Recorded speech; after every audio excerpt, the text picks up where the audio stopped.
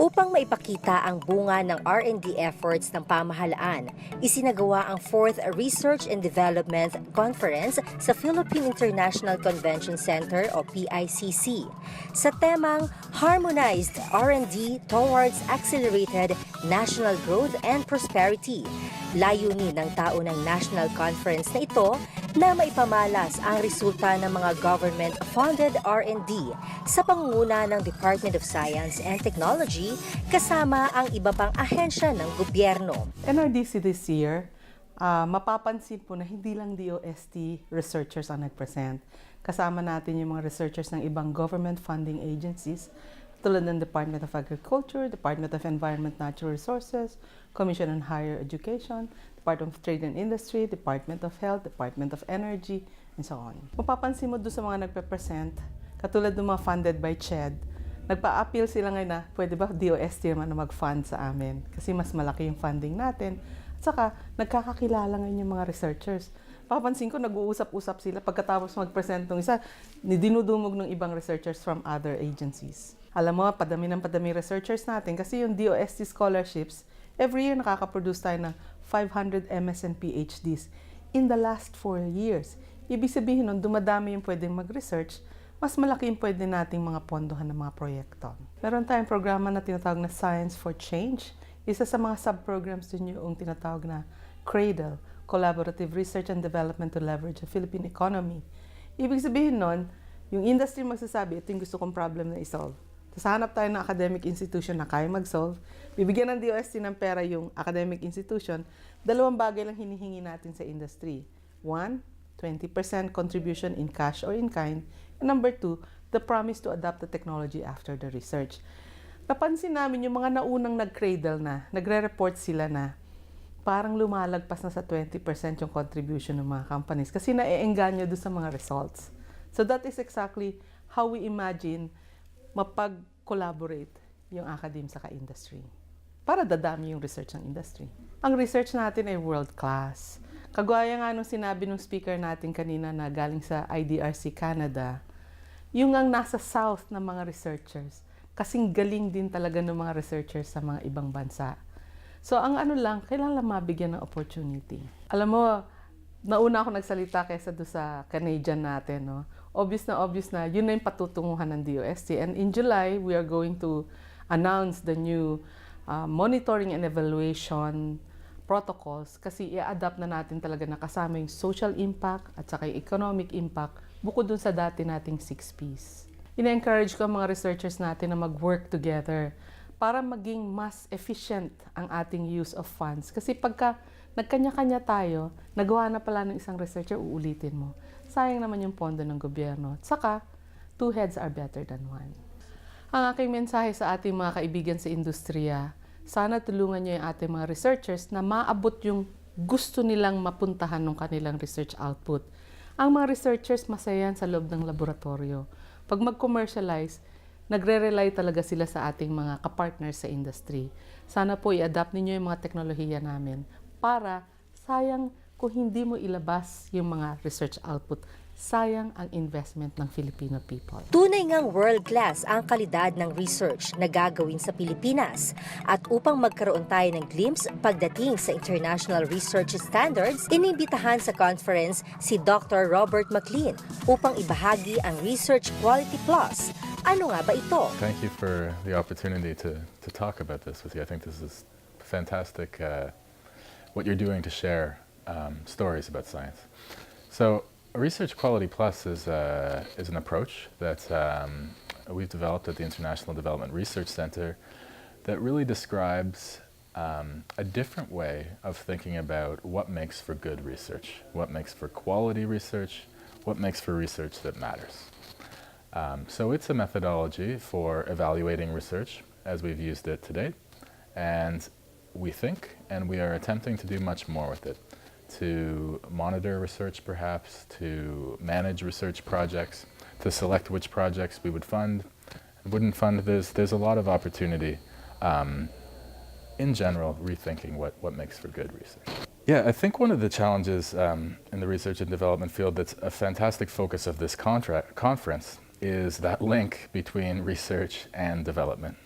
I think there's a lot of room for science to be more grounded in outcomes that matter for society. So things that people value, things that promote environmental sustainability, clean environment, issues that promote green economic growth and business.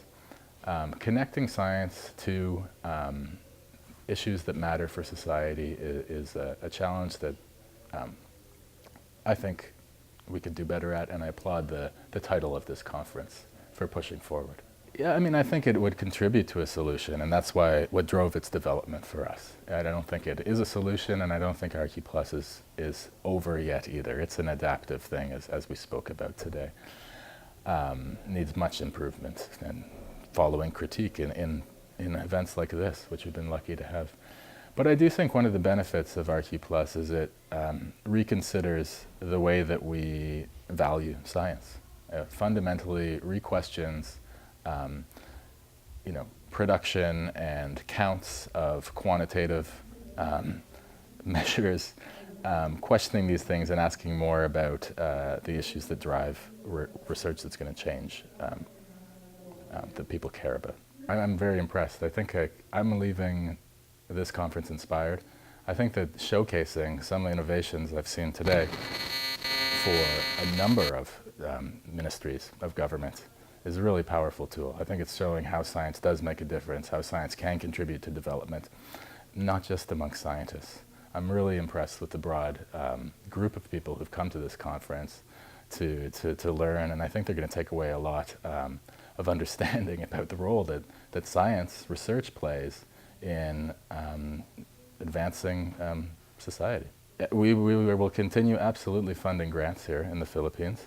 And if you mean between IDRC and DOST, I just say let's talk. We are very interested in working with government institutions that govern science, fund science, and promote research as a solution to human and environmental prosperity. So let's keep talking about that and let's make it happen. Thank you.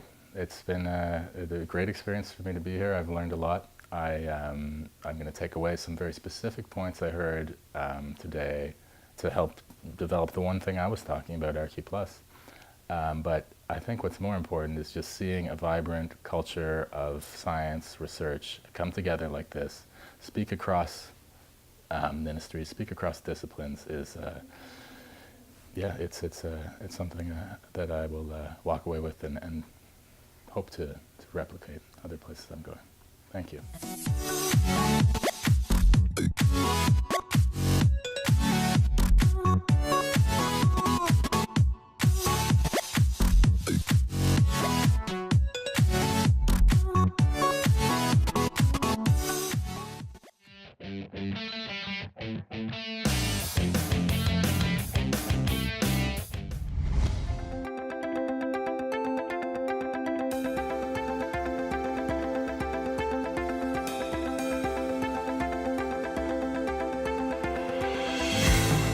From fresh cow's milk to mozzarella di latte, Gouda and white cheese, yogurt, butter, and more. These are Highland Fresh quality products' addition to the Northern Mindanao's dairy industry. The Highland Fresh processing plant in El Salvador, Misamis Oriental was established through the initiative of the Northern Mindanao Federation of Dairy Cooperatives. From the start, ang dairy farmer cooperative organized niya sa Philippine Dairy. This time is known by National Dairy Authority. From 1998, nag-start gipidirit na nato ang ato mga primary sa 7 ka kooperatiba. So gisaka-saka gamay ang atong milk production. After ana sa kining pagsakas production na gyud, giabot na siya og 800 hangtod giabot na siya 3,000 ang milk production daily. Highland Fresh started in household-based milk production and processing with the assistance of the Philippine Dairy Corporation, presently known as the National Dairy Authority. Then, in March 1992, NDA provided NMFDC with a 12 million peso milk processing facility with a capacity of 500 liters of raw milk per hour on a rent-to-own scheme. For the past years, Highland Fresh Milk Processing Plant has been processing an average of 500 liters of raw milk, produced by its dairy farmer members from Bukidnon and Misamis Oriental. With increased raw milk production, processing into liquid and flavored milk is no longer sufficient. Value addition and value creation of milk products through the development and enhancement of other product lines like cream, butter, Gouda cheese, white cheese, mozzarella cheese, yogurt, other milk products and byproducts have become essential components to Highland Fresh's competitive advantage. In 2011, Highland Fresh, with a small enterprise technology upgrading program or setup, DOST provided improved dairy processing equipment. So ang equipment nga gi-assist sa DOST through setup, cream separator, mao to siya ang mag-separate sa cream gikan sa raw milk para i-process na mo siya as butter. Ang mozzarella stretcher, gamiton na mo ang pag-process sa mozzarella cheese. Dayon ang chiller, mao na siya among displihanan sa among finished product. Kung walay DOST setup assistance, ang Highland Fresh walay produkto nga mozzarella cheese. Ug dako kaya mong pasalamat sa equipment nga ilang gi-assist sa amo para ma-improve ang among shelf life og nakadugang pud siya sa among byproduct. With various technology interventions, Highland Fresh has improved productivity from an average of 42,000 to 46,000 liters of raw milk per month. We're able to diversify, so more products are produced like low-fat, non-fat milk, yogurt, and butter. Our income increased by 345%. We're able to increase more customers. So we're now in Lagindingan Airport. We supply them low-fat and non-fat to Shuttle's Best Coffee, to Coffee Bean, and other coffee shops in Cagayan de Oro. We're able to generate more employment. So we can compete now. Our Gouda cheese, not only in Manila, but also are sold abroad. Under the setup program, Highland Fresh's 6 months operation from October 2012 to March 2013 is at 252,130 liters of milk bars, 197,508 liters of liquid milk, and a total of 70,882 liters of cheese, yogurt, and butter, generating a gross sales of more than 23 million against the total annual sales of 16 million in 2009 before setup intervention. We are very happy of the result of the project. We just hope that this will not be the last assistance that the DOST will be extending to us. We hope they will also help us, especially in our future plan. So we plan to put up a retort facility. So we hope DOST can help us on this. With DOST, Highland Fresh, Northern Mindanao's pride, aim high to carve a name, a brand for dairy products, mozzarella, Gouda, Gouda and white cheese, cream, butter, yogurt, and milk for consumers' delight. It's not an accident.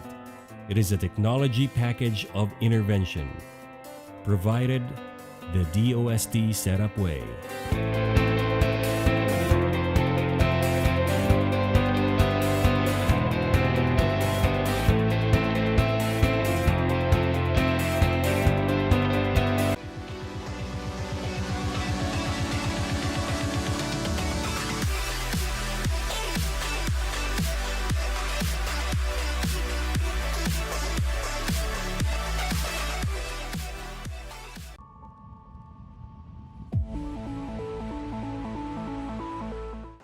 Magandang umaga sa iyo, Miss Jel, at sa lahat ng ating mga taga-subaybay. Tignan natin ang lagay ng panahon ngayong Lunes, April 8, 2019.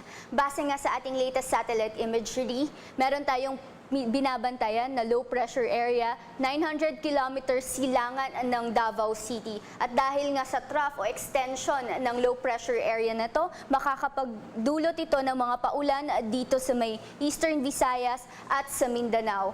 Dito naman sa Metro Manila and for the rest of the country, easterlies ang makakaapekto sa atin.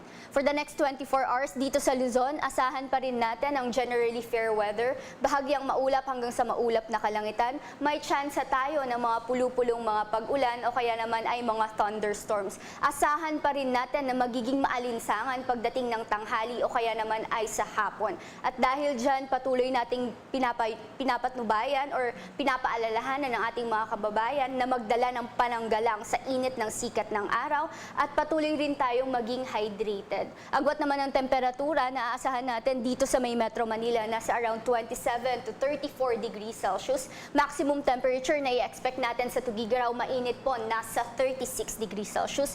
For Lawag, Puerto Princesa, Tagaytay and Legazpi, ang maximum temperature na i-expect natin nasa 32 degrees Celsius. And for Baguio City, agwat ng temperatura nasa 16 hanggang 25 degrees Celsius. Dito naman sa may Eastern Visayas at buong Mindanao, dahil nga sa trough ng low pressure area, makakaranas ng maulap na kalangitan na may mga kalat-kalat na mga pag-ulan at mga pagkulog, pagkidlat. Sa nalalabing bahagi naman ng Visayas, dito sa may Western at Central Visayas, asahan pa rin ang generally fair weather, mababa or may tsansa pa rin ng mga pulu-pulong mga pag-ulan.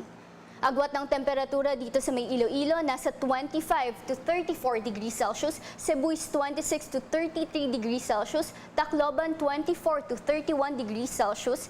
Sa Cagayan de Oro naman, nasa 23 to 31 degrees Celsius ang agwat ng temperatura. For Davao, nasa 25 to 32 degrees Celsius, Zamboanga nasa 25 hanggang 32 degrees Celsius. Sa ngayon, wala tayong nakataas na gale warning sa anumang baybayin ng ating kapuluan at dahil dyan malaya pa rin makakapalaot ang ating mga kababayang mangingisda at yung may mga maliliit na sasakyang pangdagat.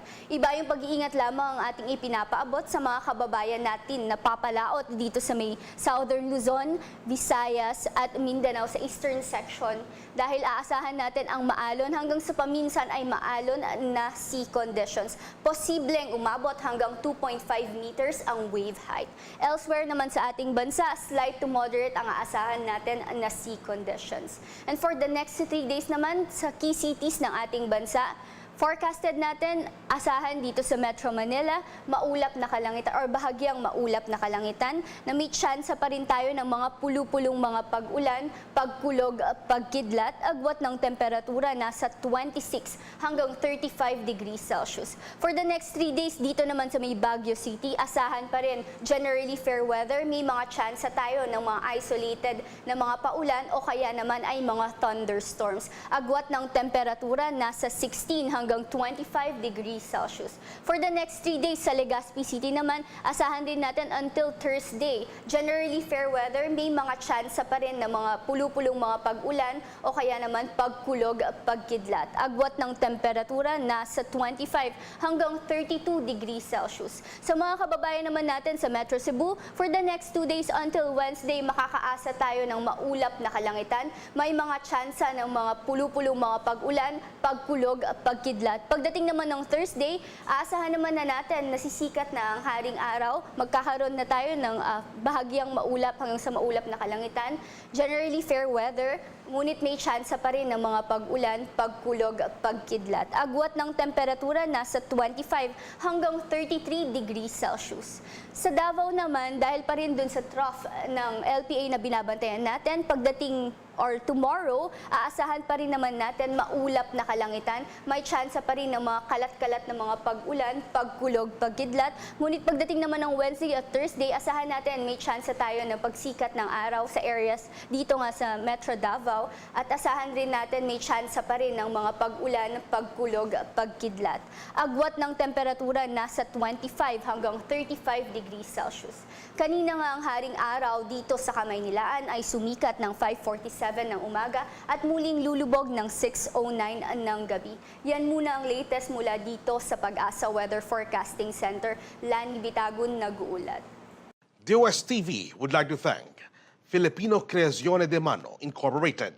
Visit their showroom at ground floor lobby, PSMBFI Building, 318 Santolan Road, West Crames, San Juan City. SciDev, the world's leading source of reliable and authoritative news, views, and analysis on information about science and technology for global development. Visit their website at www.scidev.net. Enchanted Kingdom. Enjoy the rides and attractions in Santa Rosa, Laguna, or stay up to date through their website www.enchantedkingdom.ph. The magic lives forever.